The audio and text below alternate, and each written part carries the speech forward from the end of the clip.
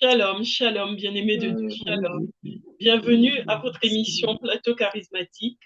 Ce soir, je reçois pour vous le pasteur Jean-Paul qui vient nous parler de 2025 dans le Nouveau Monde.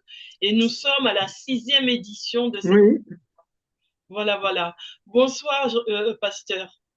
bonsoir, ma soeur. Comment allez-vous ce soir? Très bien. Amen, amen. Dieu fait grâce. Amen. Amen. Eh Très bien, bien. nous allons... J'étais oui. Oui, vous étiez... Non, je dis que j'étais en évangélisation là dans le 77. Ah, super. Et Alors, vous Je, travaillez pour le je- Seigneur, c'est très bien. je suis rentré tout à l'heure. C'est une évangélisation de groupe ou vous tout Oui, seul? oui, De le groupe, groupe. de groupe. Mm. C'est très bien alors. Avec une église. C'est une église D'accord, d'accord. C'est bien. qui sort et puis je participe avec eux. D'accord. Ok. Ah, Eh bien, nous allons prier pour nous mettre en communion avec le Seigneur. oui. Éternel Dieu Tout-Puissant, je viens te confier ce moment. Je te confie cette émission, Père. Je prie, Éternel, que tu bénisses nos appareils, que tu bénisses nos lèvres, que tu bénisses ce moment, Seigneur, que tu envoies ta bénédiction, Seigneur, dans le cœur de tous ceux qui vont suivre cette émission. Qu'ils soient touchés, Seigneur, qu'ils reçoivent quelque chose de toi. Père, qu'ils reçoivent, Éternel Dieu, un enseignement, Seigneur, qui les fait rentrer, Éternel Dieu, dans les profondeurs de ta parole. Béni sois-tu, Seigneur. Merci, Père. Prends le contrôle, Saint-Esprit, de ce moment. Au nom de Jésus, j'ai Amen. ainsi prié. Amen. Amen. Amen. Eh bien, écoutez, pasteur, Amen. je vous Amen. laisse la parole. Oui, merci. Alors, on est, en fait, notre émission porte depuis sur le sujet de l'année 2025 dans le Nouveau Monde. C'est le sujet qu'on traite depuis plusieurs séances. Voilà. Et j'ai compté, on en a déjà fait 5 et Oui, c'est la sixième aujourd'hui. c'est cela. Et je pense qu'aujourd'hui, on est bien placé pour pouvoir rentrer dans le vif du sujet. Parce que Amen. euh, l'année 2025 dans le Nouveau Monde, je disais au commencement que le Nouveau Monde, lui, il est déjà là. Mhm. Et nous sommes les nouvelles créatures de Dieu, donc nous sommes dans ce Nouveau Monde. Et l'année 2025 nous trouve dans ce monde, Mhm. dans le Nouveau Monde. Et, le, et donc, on a pris comme référence biblique Apocalypse chapitre 11, versets 15 à 19. Et dans ce passage, on nous dit que le royaume du monde est passé à notre Seigneur et à son Christ, et il régnera éternellement. Et donc, la première émission, j'avais posé la question, mais comment se fait-il que Dieu, à qui appartient le monde, on lui remet encore le royaume du monde? Ça veut dire qu'il y a un problème. Le royaume du monde était parti, Dieu l'avait laissé, et qu'est-ce qui s'était passé? On ne comprend pas. Et donc, les 5 premières émissions qu'on a faites, c'était pour donc essayer d'éclairer ce problème-là. Mhm. Et aujourd'hui, je vais donc faire la synthèse parce que la prochaine fois, on va passer sur le règne de Dieu. Hein? Mhm. Mhm. Il a établi son règne, donc on va voir comment il a établi son règne et comment il règne. Mhm. Hein? Donc, Oui. avant ça, j'avais donc voulu qu'on mette les choses au point pour que les choses soient claires. Et aujourd'hui, je vais faire la synthèse de ce qu'on a vu jusqu'à présent. Et comme ça, la prochaine fois, on sera tous au même point au même point de départ. Amen, amen. Voilà. Donc, Apocalypse 11 nous dit, je reprends le passage, Apocalypse 11, versets 15 à 17. Le septième ange sonna de la trompette et des voix fortes retentirent dans le ciel en disant, le royaume du monde est passé à notre Seigneur et à son Christ. Il régnera au siècle des siècles. Les 24 anciens qui étaient assis devant Dieu sur leur trône tombèrent la face contre terre et adorèrent Dieu en disant, nous te rendons grâce, Seigneur Dieu Tout-Puissant, qui est et qui était, d'avoir saisi ta grande puissance et d'avoir établi ton règne. Les nations s'étaient irritées, ta colère est venue, ainsi que le temps de juger les morts, de récompenser tes serviteurs, les prophètes, les saints et ceux qui craignent ton nom, les petits et les grands, et de détruire ceux qui détruisent la terre. Le temple de Dieu dans le ciel fut ouvert et l'arche de son alliance apparut dans son temple. Il y eut des éclairs, des voix, des tonnerres, un tremblement de terre et une forte grêle. Amen. Amen. Alors, on nous dit ici que le 7e ange, donc ça commence par le verset 15, le 7e ange sonna de la trompette. Alors, je disais l'autre jour qu'il faut savoir que la 7e trompette, il y a 6 trompettes avant. Oui. On a déjà entendu 6 trompettes. Et maintenant, quand la 7e trompette résonne, c'est à ce moment que le royaume de Dieu, le royaume du monde passe à Dieu. Oui. Bon, mais les 6 autres trompettes, qu'est-ce qui s'est passé? On l'a dans le texte, mais on ne va pas lire ça. Ce qu'il faut savoir, c'est qu'avant les trompettes, il y a eu les sceaux. Avant les trompettes, il y a eu les sceaux. Et après les sceaux, il y a eu 7 sceaux. Donc, les 6 premiers sceaux, après les 6 sceaux, il y a eu 7 plaies. Oui. Les 7 plaies, c'est la colère de Dieu. D'accord. Hein? La colère de Dieu, la fureur de Dieu. Et c'est après cette plaie-là que le 7e sceau a été ouvert. Et après le 7e sceau, il y a donc eu les 7 trompettes. Et c'est à la 7e trompette que le mystère de Dieu a été accompli. Amen, amen. Donc ça, il faut le savoir. C'est-à-dire qu'il y a beaucoup de choses qui se sont passées avant.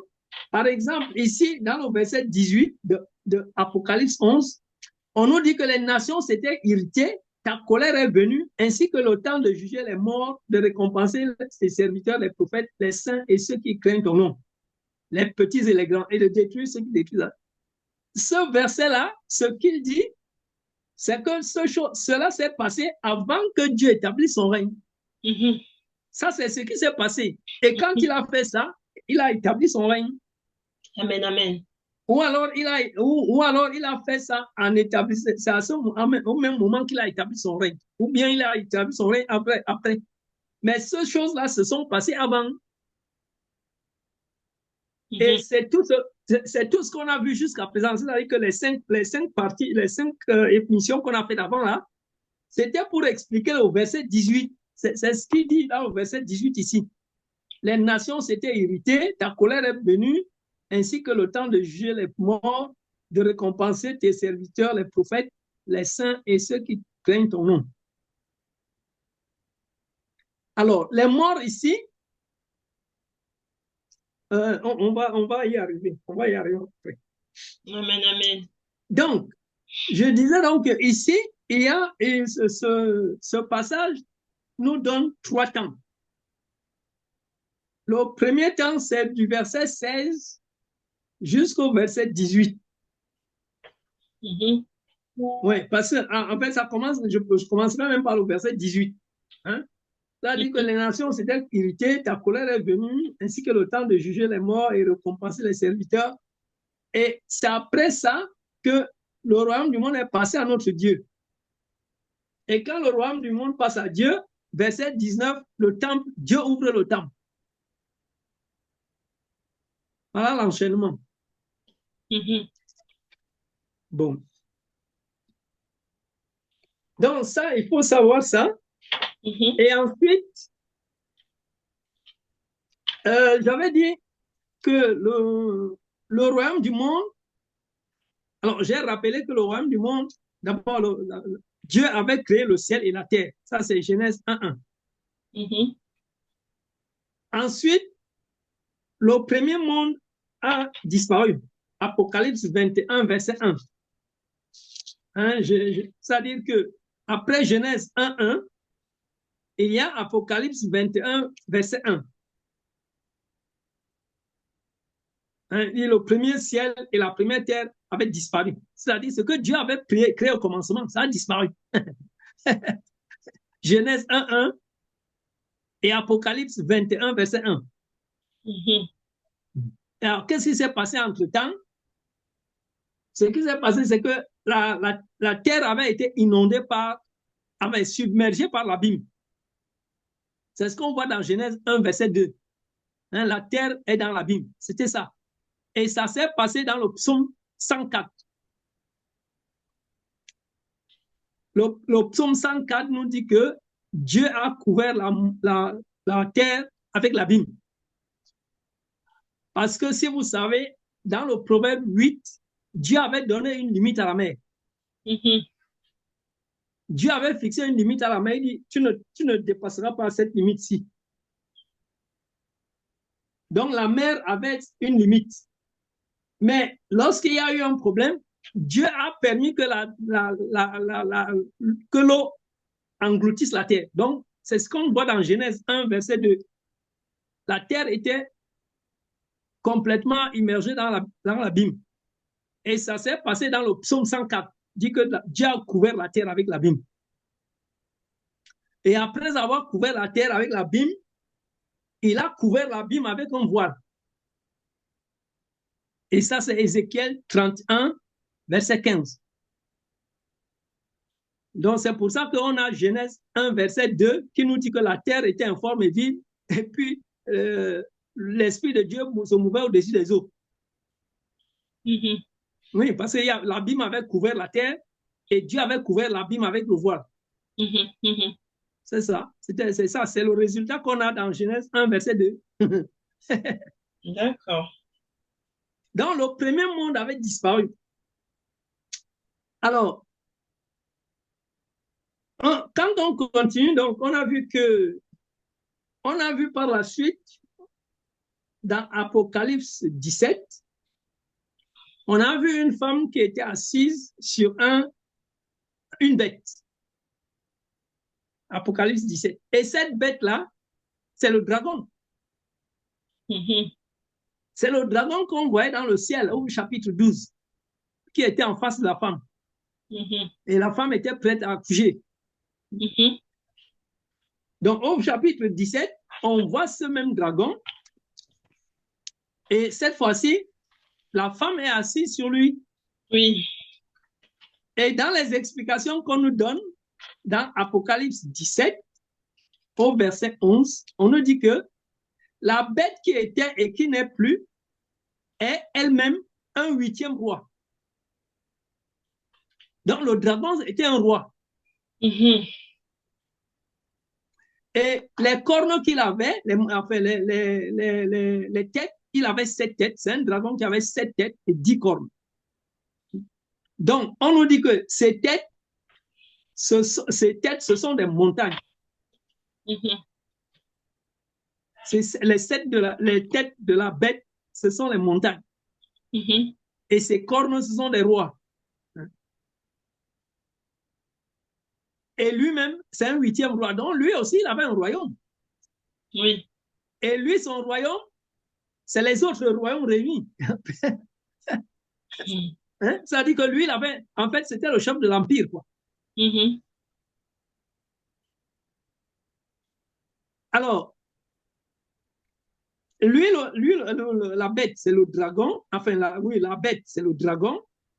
Et on nous dit que le dragon, c'est le diable. Dans Apocalypse 12. Apocalypse 12, verset 3 et 4, nous parle du dragon. Et au verset 9, on nous dit que c'est Satan, le diable. Donc, ici au chapitre 17, on nous fait comprendre que cette bête-là, qui est le dragon, qui est Satan, il était aussi un roi. Hein? Lui aussi, c'était le 8e roi. Donc, il y a déjà 7 rois, plus lui, ça fait 8. Et donc, c'était donc lui le chef de l'empire. Il avait un empire qui avait 7 royaumes. Voilà ce que je comprends, moi. Alors, quand Jésus vient donc dans le monde, ça c'est, j'ajoute, on n'a pas vu ça avant. Hein? C'est quelque chose qui me vient à l'esprit. Quand Jésus vient dans le monde, il est emporté et il est conduit au désert par le Saint-Esprit pour être tenté par le diable. Alors, moi, je me suis posé la question, mais le désert là où il a amené Jésus, c'est quel désert? Ça, c'est la première chose. Deuxième chose, il va sur une montagne et il dit à Jésus, il montre à Jésus tous les royaumes du monde. Et il lui dit, ça m'a été donné. Tout ça, cela m'a été donné. Donc, ça veut dire que dans l'Apocalypse 17, cette bête-là, qui est un huitième royaume, un huitième roi, c'était ça son royaume, qui était dans le désert. Oui, c'est ça qui était dans le désert, c'est son royaume. Mais puisqu'il avait été chassé dans le désert avec tout son staff, donc il était dans le désert avec son royaume. Et c'est ça qu'il a montré à Jésus. Oui. Hein? Il dit, voilà, tous les royaumes ont été donnés. Oui, c'est ce qu'il avait. C'est ce qu'il avait. Et c'est ce monde-là qui est parti. C'est ce monde-là qui a disparu. Puisqu'il est avec le diable dans le désert. Enfin, moi, c'est comme ça que je vois. Hein. C'est ce monde-là qui est parti dans le désert. Et Dieu a créé donc un deuxième monde par le biais de Jésus-Christ dans le monde dans lequel nous sommes aujourd'hui. Et ce monde aussi, ce deuxième monde, lui aussi, il va partir. Parce que l'apôtre Pierre nous dit qu'il va disparaître dans les flammes. Hein? 2 Pierre chapitre 3. 2 Pierre chapitre 3, verset 7. Mais par la même parole, les cieux et la terre actuelle sont gardés en réserve pour le feu, en vue du jour du jugement et de la perdition des impies. Et au verset 10, le jour du Seigneur viendra comme un voleur. En ce jour-là, les cieux passeront avec fracas, les éléments embrasés se dissoudront et la terre, avec les œuvres qu'elle renferme, sera consumée. Verset 12. Attendez, hâtez l'avènement du jour de Dieu où les cieux enflammés se dissoudront et où les éléments embrasés se fondront. Donc ça, c'est le monde d'aujourd'hui là qui est à sa fin et il va finir comme ça dans le feu. Bon. Moi, je crois que c'est un feu, c'est pas le feu, c'est le feu éternel et c'est pas un feu physique, c'est un feu spirituel. Hein? C'est le monde des épreuves dans lequel nous sommes aujourd'hui et qui vont toujours continuer à s'accentuer jusqu'à ce que les méchants disparaissent. parce que c'est leur punition. Hein? C'est la punition des méchants. Amen. Donc, ça va continuer jusqu'à ce que ce monde-ci disparaisse. Jésus a dit, je suis avec vous jusqu'à la fin du monde. Donc, ce deuxième monde-ci, dans lequel nous sommes aujourd'hui, il va partir. Mais il y a un troisième monde que Dieu a créé, et ça, c'est ce qui nous intéresse. Le monde que Dieu a créé et qui s'appelle Jésus-Christ. Parce que Jésus-Christ, c'est un monde tout en... Lui seul, c'est un monde. Hein? Alors, ici, dans 2 Pierre, chapitre 3, verset 13, on nous dit, mais nous attendons, selon sa promesse, de nouveaux cieux et une nouvelle terre où la justice habitera. Alors, il y a 2 références qu'il faut connaître. 2 Corinthiens, chapitre 5, verset 21, et puis Ésaïe 51, verset 16. Je vais les lire toutes les deux. Il y a même une troisième, Colossiens 16. Alors,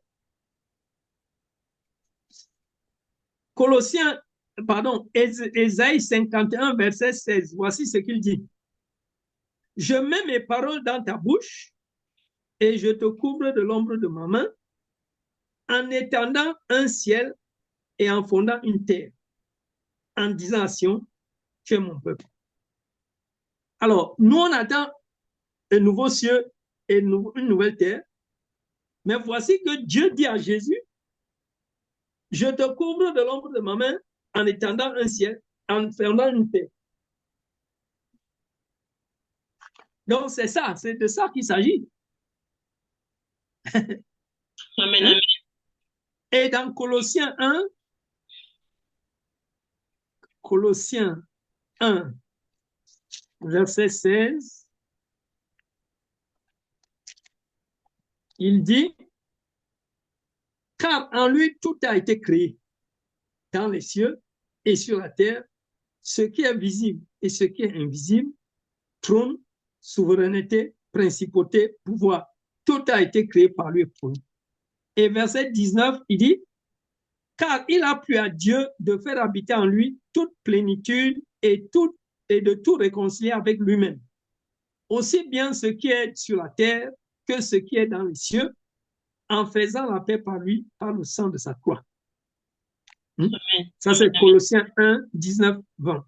Et le meilleur, c'est Éphésiens chapitre 2. Éphésiens chapitre 2, verset 13 à 18. Je vais lire ça. Il dit ceci. Mais maintenant, en Christ Jésus, vous qui autrefois étiez loin, vous êtes devenus proches par le sang de Christ. Car c'est lui, notre paix. Lui qui des deux n'en a fait qu'un, en détruisant le mur de séparation, l'inimitié. Il a dans sa chair annulé la loi avec ses commandements et leurs dispositions pour créer en sa personne, écoutez bien, pour créer en sa personne, avec les deux, un seul homme nouveau, en faisant la paix. Donc, lui, Jésus, c'est un homme, c'est l'homme nouveau. C'est la nouvelle humanité. En lui tout seul. Et pour les réconcilier avec Dieu, tous deux, en un seul corps, par sa croix, en faisant mourir par elle l'inimitié. Voilà.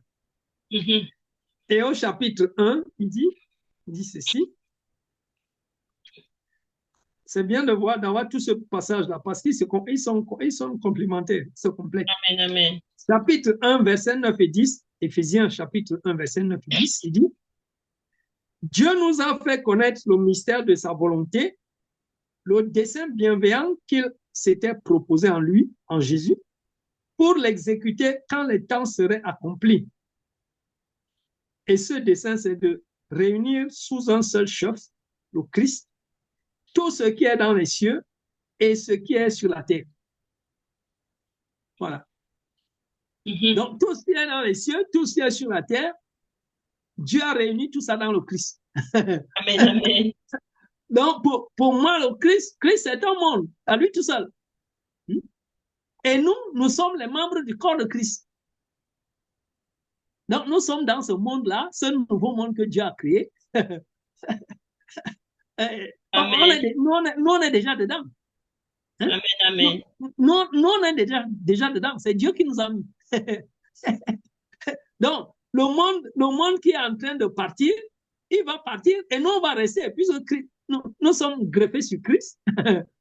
Christ va rester et nous restons avec lui. C'est ça qu'il faut comprendre aujourd'hui. C'est-à-dire que pour Dieu, le monde aujourd'hui, c'est Christ. Il n'y a rien d'autre autour. Et si tu n'es pas en Christ, ben, tu vas partir avec le monde. Hein? Et oui, parce que le monde, lui, il est en train de partir. Et il ne va pas revenir. Donc, nous qui croyons en Dieu, c'est ce que nous devons savoir aujourd'hui. Et c'est dans ce monde-là que nous vivons. Et c'est ce monde-là qui va continuer. Puisque l'autre va partir. Amen, amen. Donc, nous avons intérêt à comprendre ces choses-là aujourd'hui et à nous y mettre. Et c'est pour ça que je vais parler du règne de Dieu. Parce que le règne de Dieu, il faut qu'on comprenne. Il faut qu'on comprenne ça. On dit toujours que le royaume de Dieu est venu, le royaume de Dieu est parmi nous, mais on comprend, on ne sait pas comment Dieu règne. Il y a beaucoup de choses qu'on ne connaît pas. Et pourtant, c'est écrit. Hein? Tous les détails sont dans la Bible. Voilà. Donc, Dieu soit loué. On va faire ça là, à partir de la prochaine fois. On va rentrer dans le règne de Dieu. Et on va toucher ça de près. On va toucher ça avec nous-mêmes. Amen, amen. Ah ouais. on va toucher les délices du royaume de Dieu. Alors, donc, on continue. Je disais que donc nous sommes dans un monde nouveau qui s'appelle Jésus, hein, parce que tout a été créé en lui. La Bible dit dans Jean 35 que le Père aime le Fils et il a tout remis dans sa main. Le Père a tout remis dans sa main. Et Jésus, dans Jean 17, dit tout ce qui est au Père est à moi et tout ce qui est à moi est au Père. Donc, le monde entier, c'est pour lui. Hein, dans 1 Corinthiens 3, 23, il dit nous sommes à Christ. Non, le monde est à nous. Nous sommes à Christ et Christ est à Dieu. Voilà comment sont les choses aujourd'hui. Le monde est à nous parce que nous sommes les héritiers. Nous sommes la descendance d'Abraham et l'héritage du monde avait été promis à Abraham et à sa descendance. Donc, comme nous sommes la descendance d'Abraham aujourd'hui, le monde, il est à nous. Dieu nous l'a donné. Il est à nous, le monde. Et nous appartenons à Christ parce que Christ nous a rachetés avec son sang. Dieu a utilisé le sang de Jésus pour nous récupérer. Oui, et nous appartenons à Christ et Christ appartient à Dieu. Amen, amen. Oui, ça c'est ce qu'on doit. Et il faut savoir ça. Amen. Parce que c'est ça le monde, c'est ça le nouveau monde. Alors, le mieux encore, c'est 2 Corinthiens chapitre 5, verset 21. 2 Corinthiens 5, verset 21.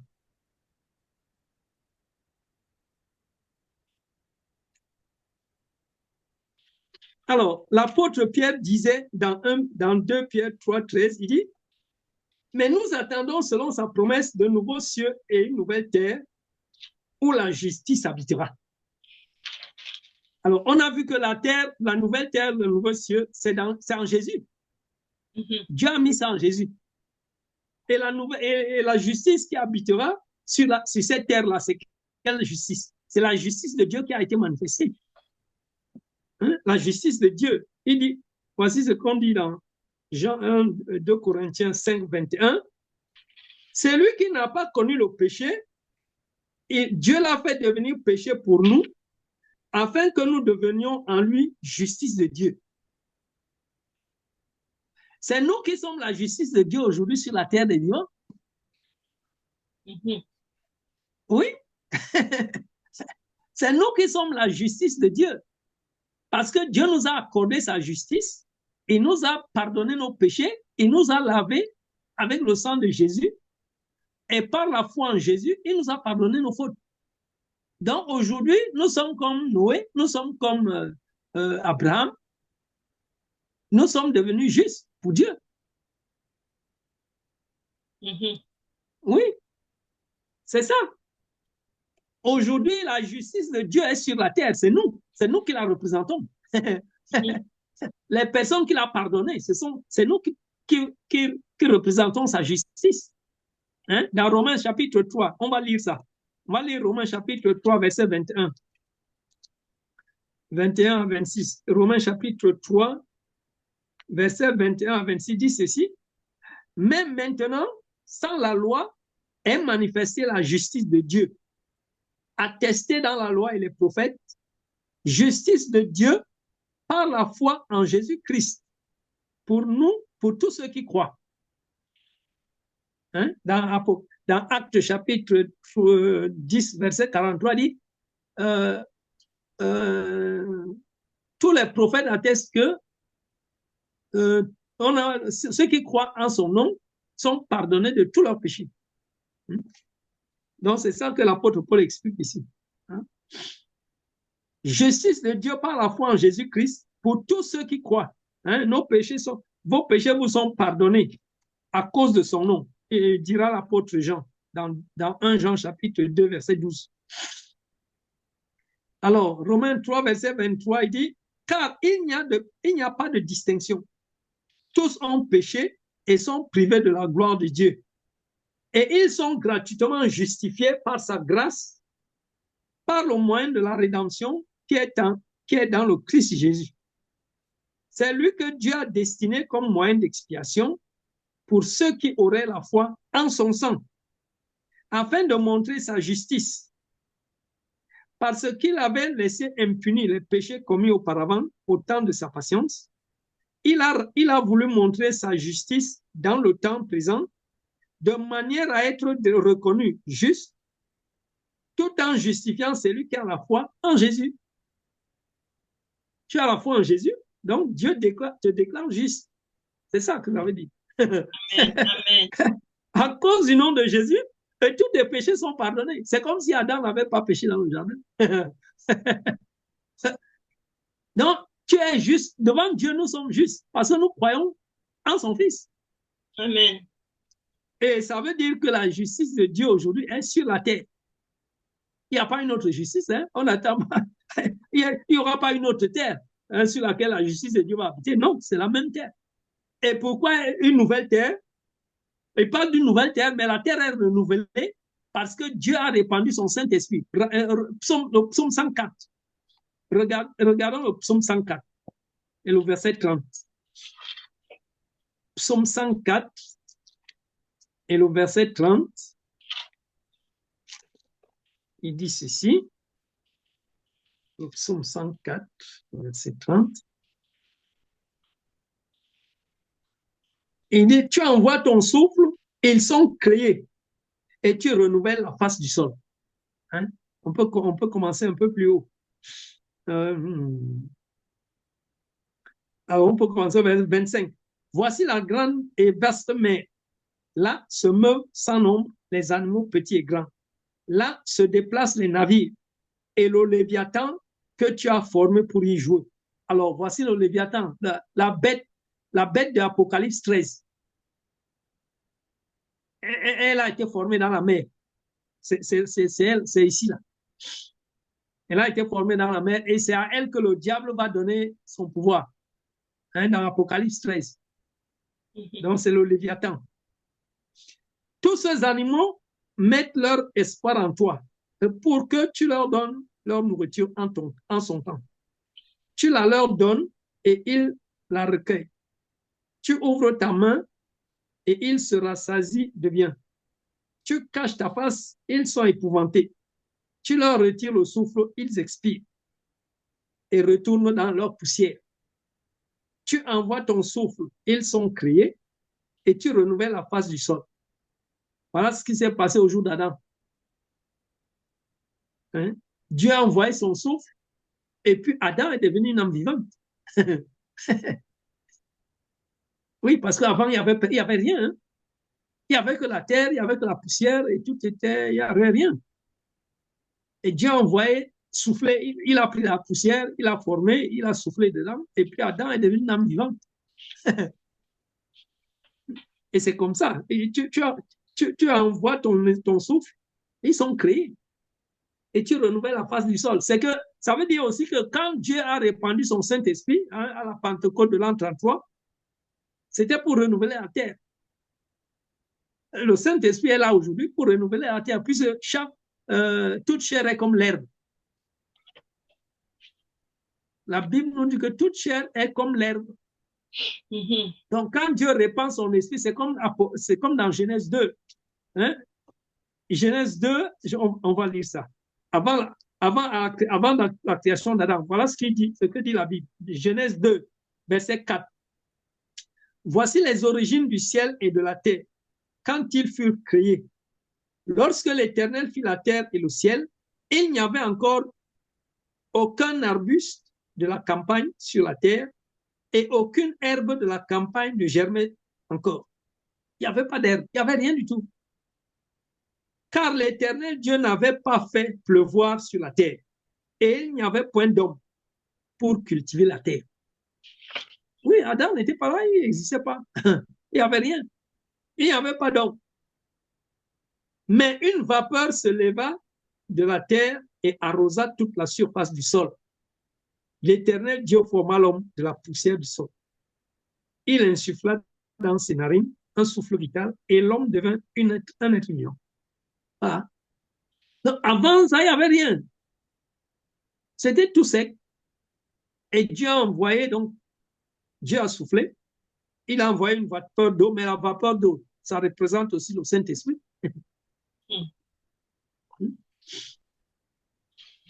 Et donc, il dit ici, tu envoies ton souffle, ils sont créés, oui, parce que c'est l'Esprit de Dieu qui nous a créés, et tu renouvelles la face du sol.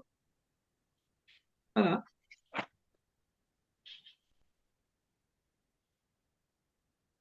Donc, l'Esprit répandu, le sol est renouvelé, et nous sommes les nouvelles créatures de Dieu aujourd'hui. Nous sommes les nouvelles créatures de Dieu parce que les choses ont changé. Nous sommes membres du corps de Christ. Nous sommes les membres du corps de Christ. Nous sommes les nouvelles créatures de Dieu. Nous avons été engendrés par la parole de vérité. Nous avons revêtu Christ. Et nous ne sommes plus du monde. Nous sommes dans le monde, mais nous ne sommes pas du monde. Hein? L'apôtre Jean dit, tel il est dans le monde, tel il est, tel nous sommes aussi dans le monde. Ça dit comme Jésus. Amen. Comme Jésus, c'est comme ça que nous sommes dans le monde aujourd'hui. C'est pour ça que le monde, nous ne sommes pas du monde. Nous ne fonctionnons plus comme le monde. C'est fini. Il faut se déconnecter. Et oui, sinon on va partir avec le monde.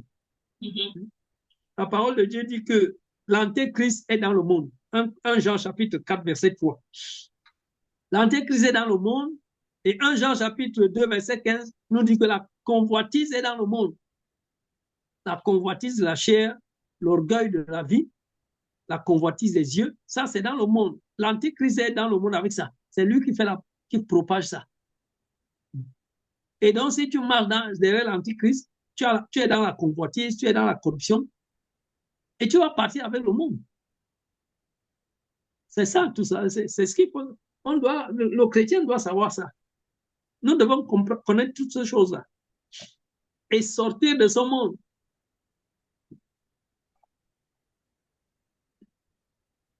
Oui, il y a le monde de l'antichrist qui est en train de partir et il veut amener le maximum de gens avec lui parce qu'il ne veut pas être tout seul dans le feu éternel. Il veut que les gens le suivent.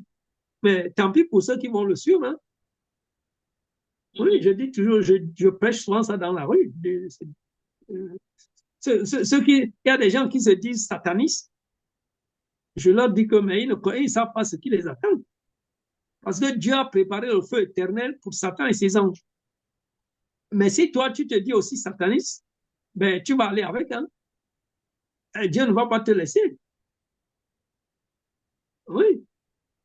Et il y a des hommes et des femmes qui vont aller dans le feu éternel parce qu'ils ont choisi d'être des satanistes. mais ça, c'est eux qui ont choisi. C'est pas Dieu. Dieu n'a pas préparé le feu éternel pour eux. Mais oui, ils vont subir les conséquences de quelqu'un d'autre. Et c'est dommage. Donc voilà. Amen,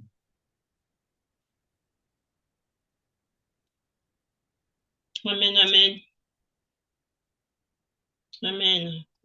Alors, quelque chose que je dois dire aussi, donc j'ai parlé des trois mondes, je dois parler aussi. Il y a quelque chose qui pose aussi problème, qu'on interprète mal, c'est que le dragon, quand il sort de l'abîme, hein, dans Apocalypse 11, on nous dit que le dragon sort de l'abîme, et quand il sort de l'abîme, il tue les deux prophètes de Dieu. Il tue les deux prophètes de Dieu. Alors, je vais revenir là-dessus. Le dragon a été enfer. Alors, il faut d'abord comprendre que le dragon était au ciel, en face de la femme qui devait accoucher le Fils de Dieu. Alors, la femme a accouché, le Fils de Dieu est parti au ciel, chez Dieu, et la femme est partie au désert. Et le diable, lui, il y a une guerre dans le ciel et le diable a été expulsé du ciel. Il est venu sur la terre et il s'est tenu au bord de la mer. Et là, il a attiré la bête, le Léviathan qui était dans la mer. Et il lui a donné le pouvoir et tout et tout. Et lui, le dragon, je pense qu'il est allé en prison. Parce qu'après, on n'a pas parlé de lui. Pendant tout le temps que la bête était, pendant que le Léviathan était en activité, le diable, lui, n'était pas là. Je crois qu'il était en prison. Bon. Maintenant, le dragon, lui, il devait faire 1000 ans en prison. Et quand il fait 1000 ans en prison, on le fait sortir, ça c'est Apocalypse 20. Il tue les deux témoins, les deux prophètes de Dieu. C'est-à-dire qu'après les 1000 ans, il a tué les prophètes de Dieu. Mais les prophètes de Dieu, eux, ils avaient un ministère qui devait durer 1260 ans. Pardon, 1260 jours. Donc, ça correspond au moment où le dragon est sorti de prison. Puisque eux, ils ont achevé leur mission qui a duré 1260 jours. Et le diable, lui, il a fini son séjour en prison qui a duré 1000 ans. Oui, ils ont tous fini au même moment. Puisque les deux témoins, ils avaient déjà fini leur boulot. Et c'est pour ça que le diable a pu les tuer, parce qu'il ne pouvait pas les tuer quand ils avaient encore leur mission. Donc, les 1000 ans, c'était avant la fin, avant la mort des deux témoins, des deux prophètes de Dieu. Alors, on voit, pourtant, et les deux témoins, la parole de Dieu nous dit qu'ils sont morts lors du 5e sceau. Parce que quand on ouvre le 5e sceau, c'est là qu'on voit leurs âmes sous l'autel de Dieu. Donc, ils sont morts avant. Ou ils sont morts avant, ou ils sont morts pendant le 5e sceau. Voilà. Et nous, ici, Dieu reprend le pouvoir à la 7e trompette, c'est-à-dire beaucoup de temps après. Amen, amen, amen. Hein? Et beaucoup de temps après. Parce que la septième trompette, il y a d'abord les prophètes sont morts au 5e sceau. Donc, il y a eu le 6e sceau, marqué par les 7 plaies. Et ensuite, il y a le 7e sceau. Et dans le 7e sceau, il y a eu 6 trompettes. Et la 7e trompette est venue après. Ça fait beaucoup de temps. Ça fait beaucoup de temps. Hein? Bon, on ne sait pas combien, je ne sais pas combien de temps ça a duré, mais il y a beaucoup de temps. Donc, il faut savoir ça, parce qu'on mélange. Quand on interprète les choses comme ça facilement, on se trompe. On se trompe. Donc, c'est pour ça que l'apôtre Jean disait, les nations se sont irritées, hein, ta colère est venue. Il y avait même la colère, oui, parce que la colère, c'est dans le 6e sceau. C'est dans le 6e sceau qu'il y a la colère, et la colère se manifeste avec les plaies. Et après la colère, c'est la fureur de Dieu.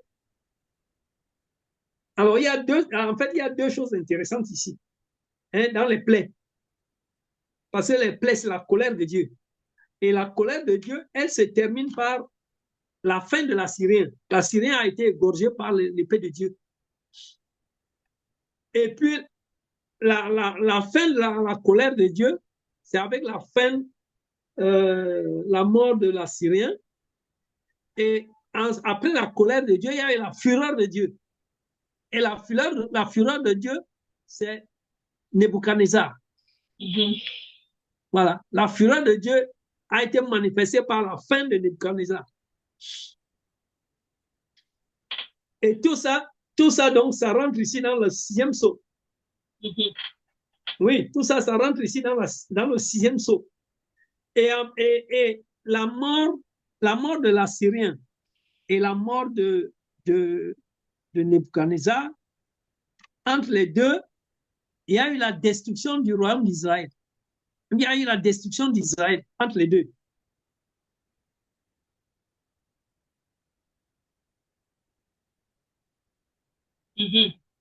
Oui, entre les deux, entre la fin de l'Assyrien et la fin de roi de Babylone, il y a eu la destruction d'Israël.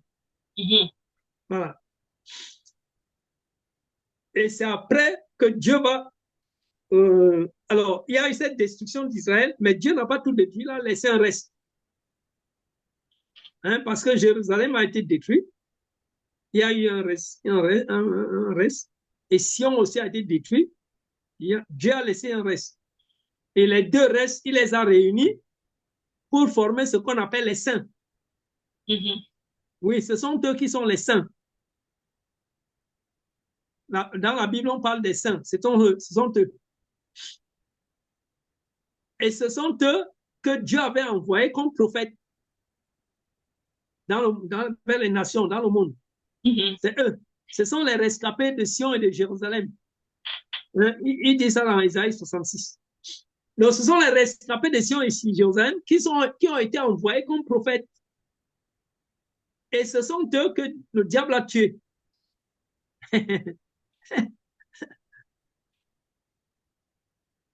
Donc, ça, c'est ancien. Hein? Ça, c'est plus ancien. C'est pas les choses de... c'est pas les choses qu'on raconte souvent. Parce que ça s'est passé bien. Ça concerne l'Égypte antique, la Babylone antique et puis la Syrie. Tout ça, c'est avant, c'est avant Adam. Tout ça, ça doit être soit c'est avant Adam, soit c'est entre Adam et Noé. Voilà. C'est pas de notre époque. C'est très ancien, ça. Parce que ici, il y a deux faits qui nous donnent. Je dis ça parce qu'il y a deux faits dans la parole. Dans Jérémie 25,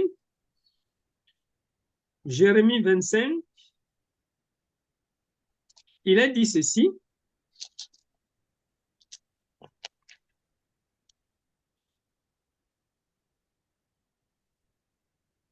C'est Jérémie qui parle. Il dit, car ainsi m'a parlé l'Éternel, le Dieu d'Israël. Prends de ma main cette coupe remplie du vin de la fureur et fais-la boire à toutes les nations vers lesquelles je t'envoie. Alors, il va faire boire la coupe à toutes les nations, en commençant par Jérusalem.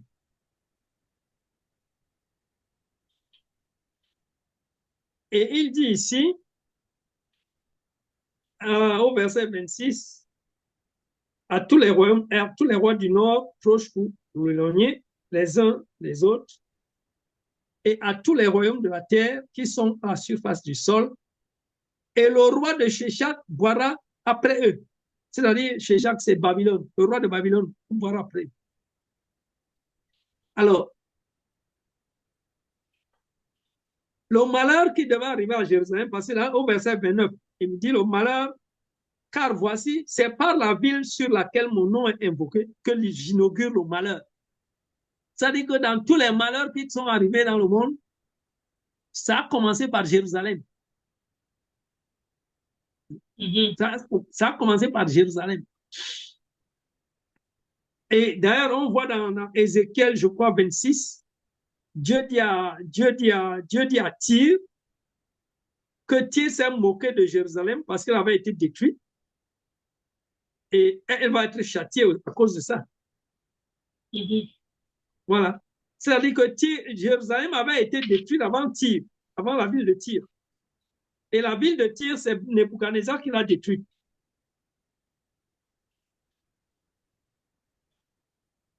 Amen, amen. C'est Nebuchadnezzar qui avait détruit la ville de Tyr. Or, Jérusalem avait été détruite avant Tyr. Et c'est Dieu qui avait détruit Jérusalem. Mais ça, on n'en parle pas. Hein? On nous parle de comment Nebuchadnezzar a détruit Jérusalem et ceci, comment les Romains détruisent Jérusalem. Mais on ne nous parle pas de comment Dieu a détruit Jérusalem, parce que c'est Dieu d'abord qui a détruit. Et donc, quand Dieu avait détruit, il a laissé un reste. Et c'est ce reste-là qu'il a envoyé dans les nations comme prophète. Et ce sont ce prophète que le dragon a tué. Voilà. Et il les a tués à Jérusalem. Mhm. Voilà. Ça, c'est l'histoire on ne raconte pas. Amen, amen. On arrive vers la fin, Ah pasteur. bon? Oh, Oui, ça fait 50 minutes, hein, presque. voilà. Bon, en tout cas, j'ai donné l'essentiel. Hein. Amen, J'ai donné amen. l'essentiel. Donc, euh, En tout cas, je retiens une chose, pasteur, que vous avez dit, c'est que nous sommes déjà dans ce nouveau monde, puisque ce nouveau oui, monde, c'est Jésus-Christ. oui, oui, oui, Autant c'est ça. tous ceux qui marchent avec Jésus, qui marchent en Jésus-Christ, sont Oui, déjà dans ce nouveau monde. oui, oui, oui, on est dans ce nouveau monde. Et c'est ce nouveau monde qui reste parce que le deuxième monde dans lequel on était, il est en train de partir. Amen, amen. Oui, il va partir. Il va disparaître. Bon, c'est la rétribution des méchants. Et ça a commencé. Hein. Les Amen, méchants qui amen. sont avec nous là, ils vont disparaître et puis ce sera fini. Ils vont partir comme ça. Amen. Hein. Alors, je vais vous demander de prier, pasteur, Donc, pour nos la prochaine téléspectateurs. fois, on va commencer le règne de Dieu. Mhm. Oui. Et là aussi, ça va nous prendre du temps parce qu'il faut, il faut en parler dans les profondeurs. Il faut aller dans les profondeurs parce que c'est Dieu qui règne aujourd'hui. C'est Dieu qui règne aujourd'hui. Tous les, tous les dirigeants là qui se croient importants, mais, mais c'est du vent. C'est du Amen, vent. amen, Et oui, c'est du vent. amen, C'est Dieu qui règne. Il règne et Jésus est là pour exercer l'autorité. amen, Et oui, et oui. Et ça, il faut que tout le monde le sache. amen. Donc, comme la prochaine fois, c'est de ça on va commencer à parler de ça. Et là aussi, je vais aller lentement parce que il faut bien poser les fondements. Amen, amen. Ah ouais, ouais, ouais. Eh bien, nous allons Donc, prier pour les téléspectateurs, hein, tous ceux qui nous suivent, on- pour oui, que, oui, oui, oui. surtout pour que le Seigneur les aide à prendre conscience de sa présence et Oui, qu'il est là justement pour les faire rentrer dans ce nouveau monde. justement, c'est ça. Quand on va commencer à parler du règne de Dieu, on va être dedans. On va complètement rentrer dedans. Amen, amen, Seigneur, nous te remercions, Papa, parce que tu nous as permis de connaître ta parole, Seigneur, et de pouvoir écouter et recevoir, Seigneur. Merci pour la sémence incorruptible que tu as déposée dans nos cœurs, Seigneur. Béni soit ton Saint-Nom, notre Dieu. Merci encore pour le Saint-Esprit que tu nous as donné pour nous conduire dans toute la vérité. Seigneur, merci. Merci pour ta bonté, ta grâce, Seigneur. Miséricorde. Merci parce que tu ne nous as pas laissés dans la boue du péché, Seigneur. Merci parce que tu nous as éclairés par la véritable lumière qui brille déjà. Et nous te remercions encore pour nos frères et sœurs, Seigneur, tous ceux qui nous suivent, Seigneur, dans cette émission et qui reçoivent par notre intermédiaire, Seigneur, ta parole et ta lumière. Père, sois loué, sois glorifié dans le nom de Jésus. Merci pour les 6 émissions que nous avons faites jusqu'à ce jour, Seigneur. amen, Et nous croyons, Papa, que la prochaine fois, nous allons entrer dans ton règne, Seigneur, pour le décortiquer, pour comprendre, Seigneur, comment ça se passe, comment tu règnes. Seigneur, nous te prions de nous préparer à cela. Que toute la gloire soit pour toi, notre Dieu. Je remets entre tes mains tous les frères et sœurs qui ont écouté cette émission aujourd'hui, Papa. Que tu les éclaires encore, Seigneur. Et que la prochaine fois, Papa, nous soyons tous au même niveau pour continuer avec toi. Dans le nom de Jésus, j'ai ainsi prié. Amen. Amen. amen, amen, amen, Amen. Amen. amen. Que Dieu vous bénisse, pasteur, parce que ce sont Amen. de très belles émissions. Ah ouais, ça, J'espère que les enfants de Dieu s'en saisissent, parce que ça. vraiment, il y a des choses, il y a des choses profondes, en tout cas, dans ce que vous dites. Ah ouais, il faut. Amen, amen. C'est ce qu'il faut, hein. On est resté trop longtemps dans la surface. Exactement. Mais là, vraiment, il y Maintenant, a des choses profondes. Il y a ah, là, vraiment de quoi nourrir les enfants de Dieu. il faut aller dans les profondeurs. Il faut entrer dans les Amen, profondeurs. amen. Bientôt, je vais ouvrir les cours bibliques. Je vais commencer j'ai envie de commencer à donner les cours bibliques là, dans l'église. Eh bien, Donc, écoutez, moi, je, je vous appellerai en inbox, comme on dit, Et parce que moi aussi, je suis sur un projet comme ça et je vous en Ah parlerai. bon, Je vous en parlerai, d'accord. comme ça on pourra mener Ah ce ouais, projet ensemble. ah ouais, d'accord, Voilà. Eh bien, écoutez, je d'accord, d'accord. remercie tous les téléspectateurs qui nous ont suivis ce soir. Soyez bénis, Ah, soyez remplis de l'esprit.